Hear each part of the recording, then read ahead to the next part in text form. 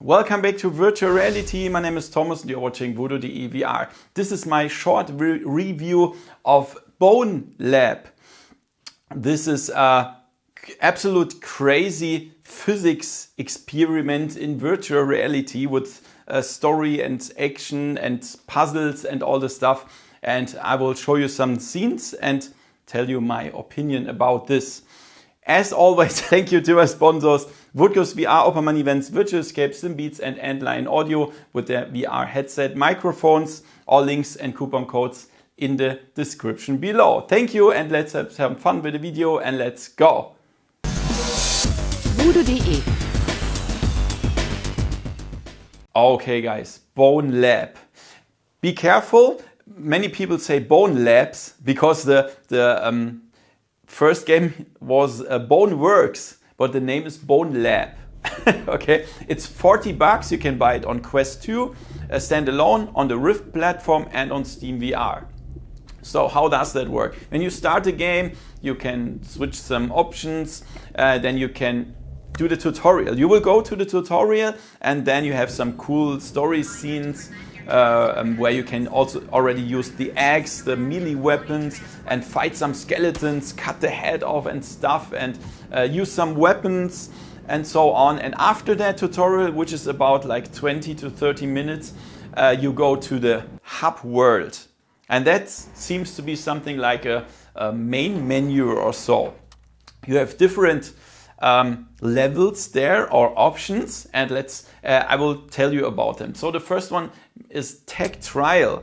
That's a parkour with some enemies and you have to kill them all. That's everything, yeah? And you can do it as fast as possible because everywhere there's a high score. So yeah, for me it was boring. Then the next one is Arena.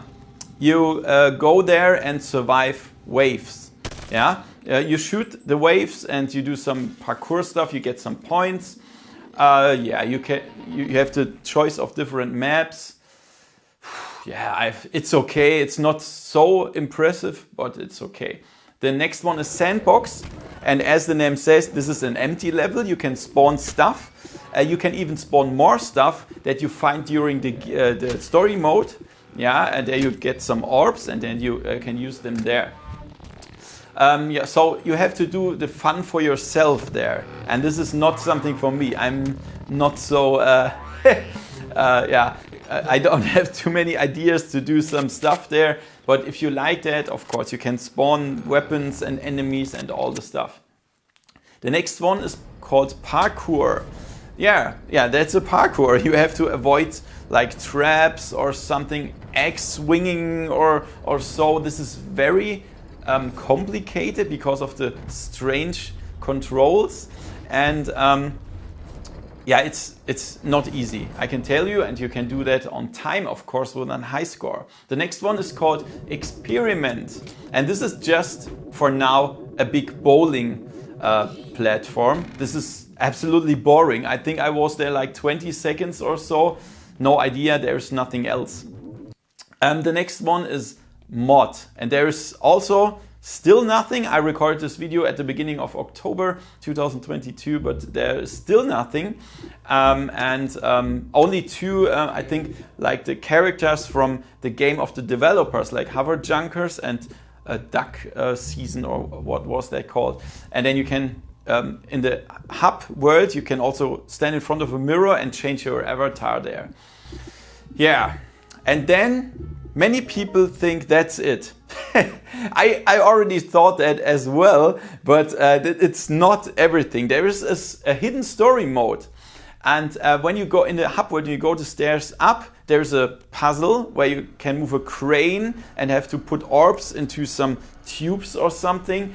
And this decision is stupid. It's just stupid because I think many people already refunded that because they thought it's over. Why should you do such a boring, stupid, glitchy game to open the story mode? I don't like this decision, okay? However, if you did that, then you can go to the story mode. There, of course, there are enemies. You can shoot the enemies. There are not many enemies, many different enemies that I dislike because, yeah, I want more different enemies, but yeah. However, you can do some physics puzzles, of course. Then you can shoot the enemies, and it depends on your game style. When you rush through, I think you can do it in 4 hours. And if you want to see everything, you can even stay there like 8 hours or something. So all in all, with the hub world and the story mode, you have like 5 to 10 hours. It depends on your style, of course. And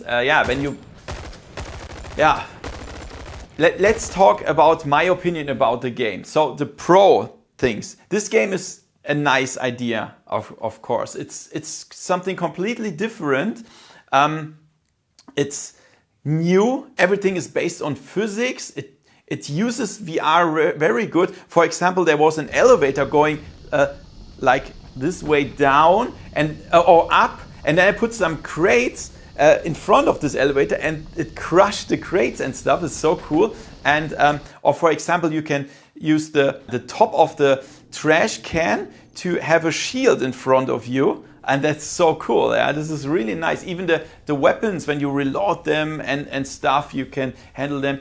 That's really good. Also, the graphics are pretty good. It's not as good as Half-Life Alyx, I would say, but it's okay. Even that you can play it on the Quest 2 standalone is nice. But let's talk about the Contra stuff. So the physics engine is the main part of the game, but it does, in my opinion, it's just they try to do it too realistic. So you can see your whole body, and your whole body behaves in the game like, I don't know, but it feels strange. If you climb a ladder, it bounces like like a rubber, like a, I don't know, it's just crazy, like a bouncing ball or whatever, and that doesn't feel good. When you climb the ladder up, and then like a rubber, like a bouncing ball. Also the same when you use some crates to put them somewhere else, and that's just wobbling around, and I don't like this. Yeah. Then you try to climb on that crate that you put somewhere. You cannot just climb there. You have to go. There's a button. Then you go down. Then you release the button, and then you wobble on the chest on the crate. And in 50% of cases, this doesn't work, and you fall down. Or when you reach the end of a ladder, you try to move forward, and then your legs are in the way, and you fall down again and stuff. It's just, I don't really like this behavior. But it depends on you, of course, if you want to try that. Of course, of the physics, there are tons of glitches. That's normal. Yeah, something glitches away or jumps away or behaves strange or stuff. But I think that this is normal. You cannot change that. Also, the animations are sometimes very crazy when your hand is like this, or when you reload a weapon, then you pull that thing, and then it looks like he's crushing the hands or something. The animations look crazy. Also, what I didn't like is the behavior, the artificial intelligence of the enemies. They are stupid. When I run up stairs, and then they stay down and look up, and then I just shoot them instead of they following me. Or sometimes they don't even behave. They stay around and do nothing, and I shoot them. I had that many times. So all in all, when you think you have like 4 or 5 to 10 hours for $40, you have to decide, is that okay or not? I think, for me, if I would buy this game, I think I would refund it, yeah, because this is not my game. I don't like this physique behavior of this. I prefer not to have the body like in Half-Life Alyx. Everything works. You can climb, you can shoot, you can go down and stuff. This is easier, but yeah, it's of course your decision. And I really hope that you have fun with this game. I mean, it's definitely not a bad game. Yeah? It's a nice game, but just not for me. This physics behavior is too strange. And yeah. So guys, what do you think? Do you like this kind of physics stuffs, or do you prefer easier stuff like Half-Life Alyx? Write it in the comments below, and I hope you liked the review. Give me a thumbs up, subscribe to my channel, and see you next time in virtual reality. See ya! VoodooDE